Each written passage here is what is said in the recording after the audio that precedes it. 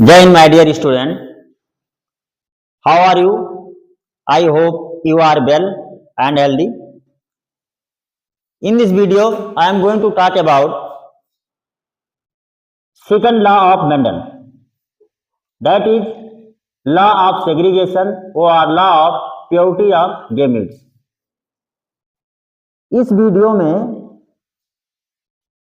हम लोग बात करेंगे कारकों के पृथक्करण या युग्मकों की शुद्धता का नियम। अभी तक हमने पिछले क्लास में देखा था कि मेंडल्स ने 3 लॉ प्रपोज दिए। उनमें से फर्स्ट लॉ था आपका प्रभावता का नियम, सेकंड था सेग्रीगेशन मतलब पृथक्करण का नियम, और तीसरा था स्वतंत्र अव्यूहन का नियम। उनमें से ही उस दिन मैंने आपको प्रभावता के नियम के बारे में बताया था। आज बात करेंगे कारकों के पृथक्करण। कारकों मतलब यहाँ पे आपको समझ में आएगा कि कारकों का मतलब क्या होता है। पहले समझते हैं कि ये पृथक्करण का नियम कहता क्या है, इसके बारे में। तो इस नियम के अनुसार किसी एक सदस्य में एक लक्षण के 2 कारक, एक लक्षण के 2 कारक, जैसे मान लीजिए कोई भी लक्षण है, मैंने हाइट की बात कर ली, यहाँ पे हाइट की बात कर ली, तो हाइट के 2 कारक थे, आपको पता था, एक टी और एक स्मॉल टी। एक टी एक स्मॉल की बात कर रहा हूं कि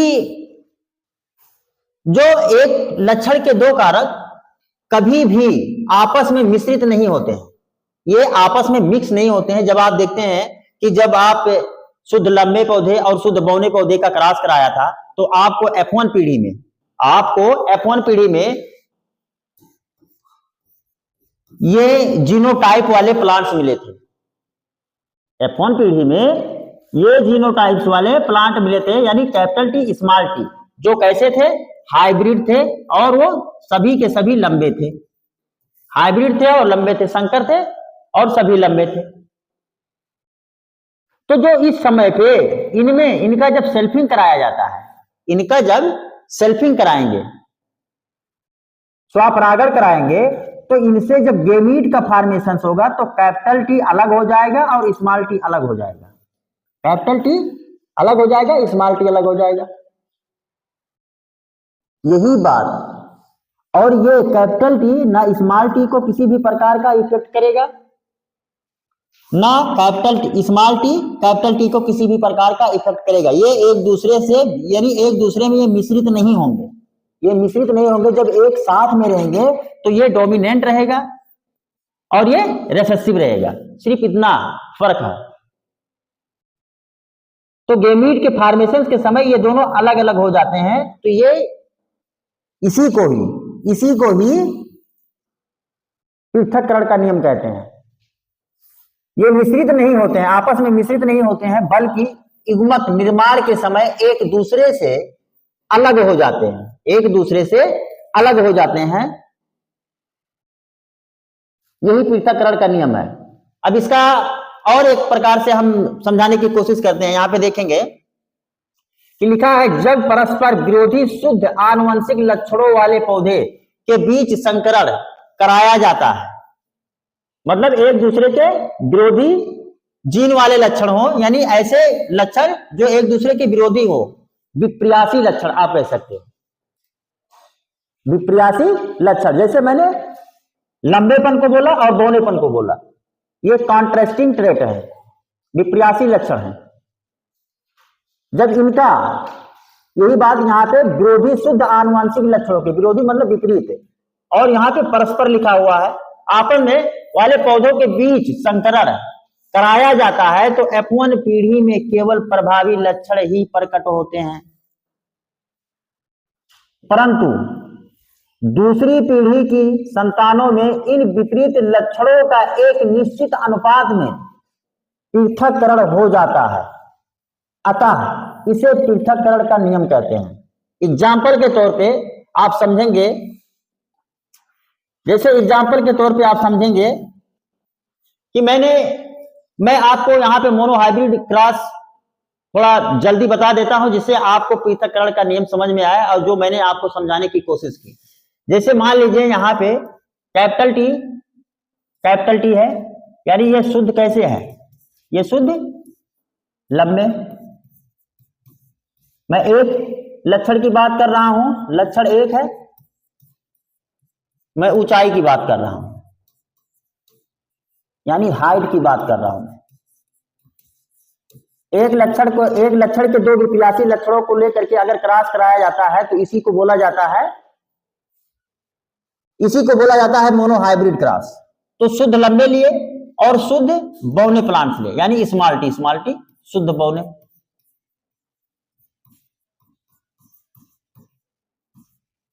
शुद्ध बौने या शुद्ध लंबे, यानी होमोजाइगस कंडीशन में समयुग्मी होगा, यानी एक ही प्रकार के, यानी केवल कैपिटल टी या स्मॉल टी होगा तो उसे शुद्ध बौने या शुद्ध लंबे पौधे कहा जाता है।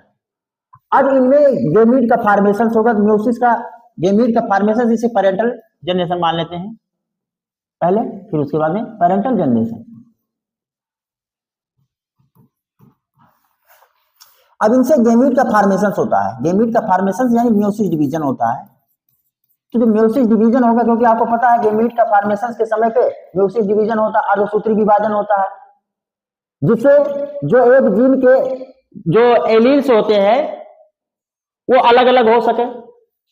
तो यहाँ पे म्यूसिस डिवीजन होगा तो जो एलील है वो अलग अलग हो जाएंगे, एक एलील इधर एक एलील इधर, यानी कारक कह सकते हो, दो युग्मक में चले जाएंगे, आधा कारक एक युग्मक में, आधा कारक दूसरे युग्मक में।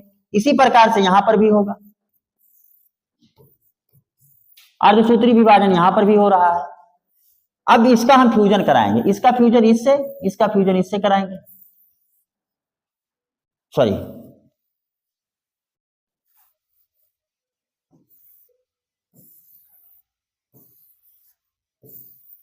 अब क्या रिजल्ट मिलेगा, capital T small T, capital T small T, capital T small T, capital T small T, यानी 100% आपको लंबे पौधे मिलेंगे। और लंबे पौधे कैसे होंगे, लंबे पौधे, लेकिन ये होंगे कैसे, ये होंगे संकर, क्या होंगे, संकर हाइब्रिड।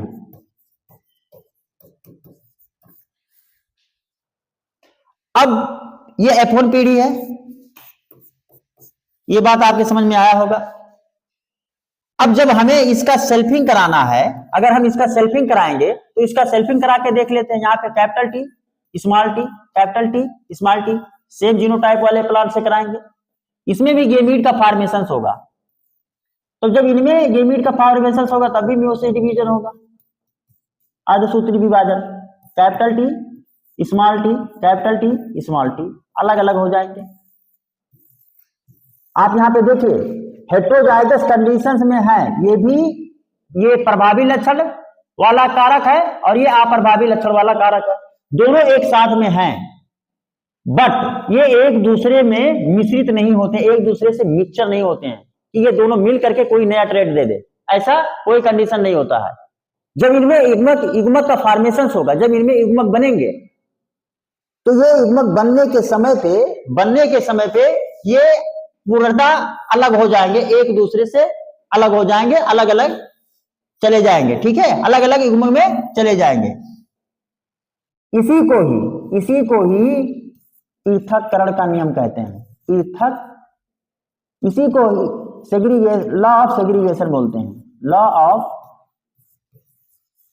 सेग्रीगेशन। और इसी को प्योरिटी ऑफ गैमीट्स लॉ बोलते हैं, law of purity of gametes. मतलब क्या है कि आप देखो युग्मक में किसी भी प्रकार की कोई अशुद्धियां नहीं आई, यानी ना कैपिटल टी ने इसको प्रभावित किया, ना capital small T capital T को प्रभावित किया, यानी गैमीट प्योर गैमीट प्राप्त हुए। यही होता है law of segregation. Law of segregation यही कहना चाहता है। और लॉ ऑफ सेग्रीगेशन मेंडल्स का इस समय पे फर्स्ट लॉ माना जाता है। क्यों? और लॉ ऑफ सेग्रीगेशन एक चीज और, लॉ ऑफ सेग्रीगेशन जो है वो यूनिवर्सल एक्सेप्टेड लॉ है, इसीलिए इसे मेंडल का फर्स्ट लॉ माना जाता है, पहला नियम, पहला सिद्धांत। प्रभावता के नियम मेंडल का फर्स्ट लॉ माना जाता था पहले, बस जानकारी के बाद में जब जानकारी हुआ तो उस लॉ को एक्सेप्ट नहीं किया गया, क्योंकि इनकम्प्लीट डोमिनेंस के केस भी देखे जाते हैं और कोडोमिनेंस के केस भी देखे जाते हैं, सप्रभावता और अपूर्ण प्रभावता। इसी के कारण उसे डिस्कार्ड किया गया और सेग्रीगेशन यानी पृथक्करण के नियम को मेंडल का प्रथम लॉ माना गया। अब समझते हैं नेक्स्ट कि थर्ड लॉ क्या था मेंडल का। तो थर्ड लॉ था मेंडल का स्वतंत्र अव्यूहन का नियम। थर्ड लॉ था स्वतंत्र अव्यूहन का नियम। स्वतंत्र अव्यूहन का नियम मतलब इंडिपेंडेंट असॉर्टमेंट। अब इसका मतलब क्या है, इसका मतलब ये स्वतंत्र अव्यूहन कहना क्या चाहता है, इसका जड़ क्या है, यानी इसके पीछे लॉजिक क्या है, इसको समझते हैं। तो स्वतंत्र अव्यूहन के नियम के अनुसार कि मान लीजिए आपके पास में मैं डाई हाइब्रिड क्रॉस का एग्जांपल लेकर के समझा रहा हूं, थोड़ा आप समझेंगे और समझ में आएगा भी। मान लीजिए आप capital R small R capital Y small Y, यही तो F1 में आपको मिला था जब आप क्रॉस कराए थे गोल और पीले बीज का रिंकल्ड और हरे बीज के साथ में, तो F1 पीढ़ी में यही तो आपको प्राप्त हुआ था, यही जीनोटाइप वाले प्लांट्स प्राप्त हुए थे ना। और जो F1 में यही प्राप्त हुए थे, जब इनका हम सेल्फिंग कराएंगे, इनका सेल्फिंग कराने का मतलब क्या है, सेम जीनोटाइप से क्रॉस कराना, तो सेम जीनोटाइप से क्रॉस कराएंगे इनका।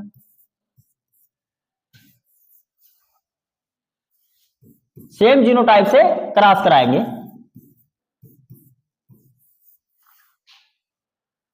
और सिंपल सा मतलब इसका जीनोटाइप का क्रॉस करके हम समझेंगे। पहले हम समझ लेते हैं कि यहाँ पे आप देख रहे हो एक कैपिटल आर है हेटेरोजाइगस कंडीशन में और एक स्मॉल आर है। तो स्वतंत्र अभिवन का नियम कहता है कि एक जीन का एलील, एक जीन के एलील एक गेमीट में दोनों साथ में नहीं जा सकते हैं, दोनों साथ में नहीं जा सकते हैं। इसीलिए कैपिटल आर और कैपिटल जो एक जीन का एलील किसी दूसरे जीन के किसी भी एलील के साथ में जा सकता है, यही होता है इंडिपेंडेंट असॉर्टमेंट। जैसे यहाँ पे कैपिटल आर कैपिटल वाई के साथ में जा सकता है, ये अलग जीन है, ये अलग जीन है, क्योंकि आप समझ रहे हो ना, ये जीन है, मान लीजिए ये आर जीन है, आर जीन के दो एलील हैं, ये एलील है, ये क्या है, एलील्स हैं, यानी कारक बोल सकते हो आप। ये क्या है, कारक है, कारक इकाई। उसी प्रकार से वाई भी एक प्रकार का जीन है और इसके पास भी दो इकाई हैं, कैपिटल वाई और स्मॉल वाई, दो एलील है। तो कहने का मतलब है कि इस जीन का, मान लीजिए ये पहला जीन है, ये दूसरा जीन है, तो कहने का मतलब है कि इस जीन का यानी पहले वाले जीन का जो एलील है वो दूसरे जीन के किसी भी एलील के साथ में जा सकता है, किसी भी एलील के साथ में जा सकता है, यानी वाई के साथ में भी जा सकता है और स्मॉल वाई के साथ में भी जा सकता है। परंतु जो कैपिटल आर है वो स्मॉल आर के साथ में नहीं जा सकता है गेमीट फॉर्मेशन के समय। यही होता है स्वतंत्र अभिवन का नियम। और ये दोनों स्वतंत्र होते हैं, ये दोनों एक दूसरे को किसी भी प्रकार का कोई इफेक्ट नहीं पहुंचाते हैं, एक दूसरे को किसी भी प्रकार का कोई इफेक्ट नहीं पहुंचाते हैं। तभी तो आपने देखा होगा कि जो आपको F2 पीढ़ी में जब इसका आपने क्रॉस कराया था, तो जो फाइनल रिजल्ट मिला था आपको, यानी जो रेशियो मिला था 9:3:3:1, ये रेशियो मिला था। और इस रेशियो में आपको पता है कि गोल पीले थे, 9 गोल पीले। आपको पता है कि गोल हरे भी थे, गोल हरे। आपको पता है रिंकल्ड थे, रिंकल्ड मतलब झुर्रीदार रिंकल्ड येलो और रिंकल्ड ग्रीन।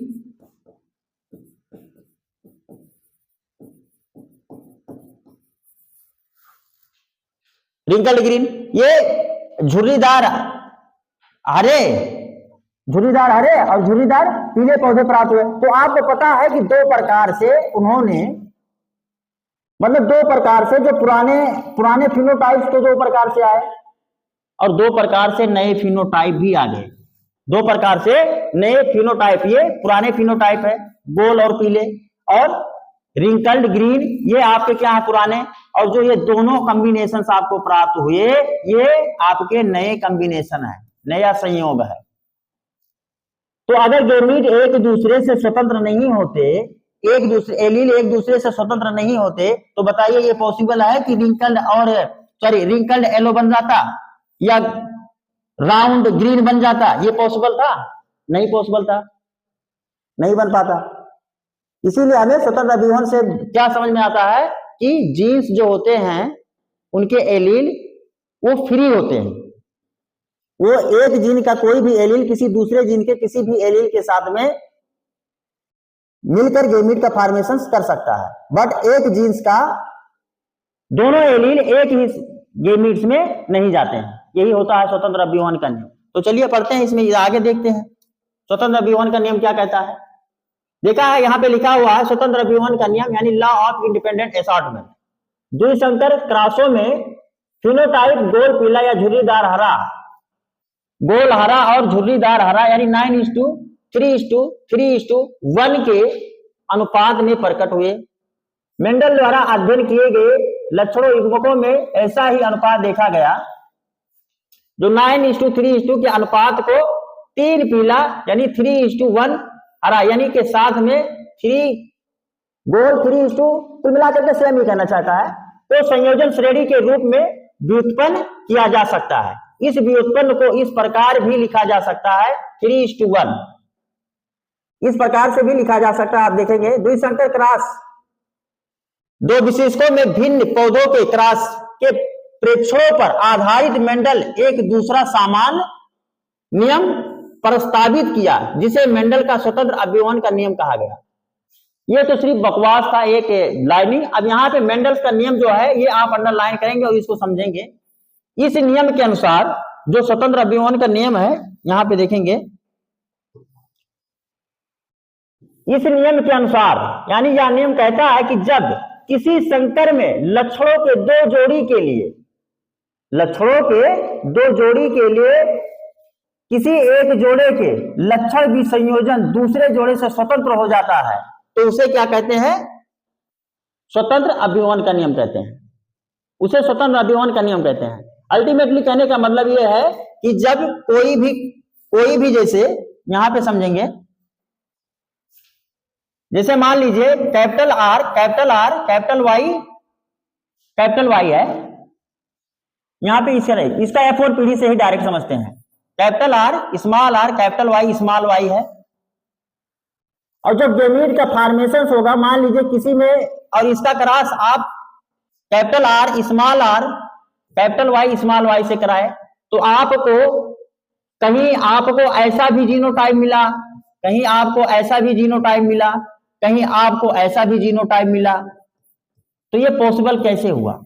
जबकि जो कैपिटल वाई था या स्मॉल वाई था या कैपिटल आर के साथ में थे, तो इस प्रकार के जीनोटाइप कैसे मिल गए?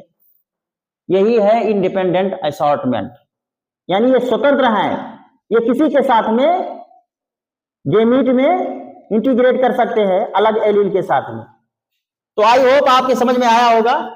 आज का क्लास यहीं पे बंद करते हैं, फिर मिलते हैं नेक्स्ट वीडियो में। और हाँ, आप लोगों से एक रिक्वेस्ट है कि इस वीडियो को आप लोग देखते नहीं हैं और देखते भी हैं तो लाइक नहीं करते हैं। तो आप लोगों से रिक्वेस्ट है कि आप वीडियो को देखें, समझें, लाइक करें, शेयर करें। और ये आपका चैनल है स्कॉलर विद शिवाकांत, इसको आप प्रमोट करें, इससे जुड़िए, आपको बेनिफिट ही मिलेगा।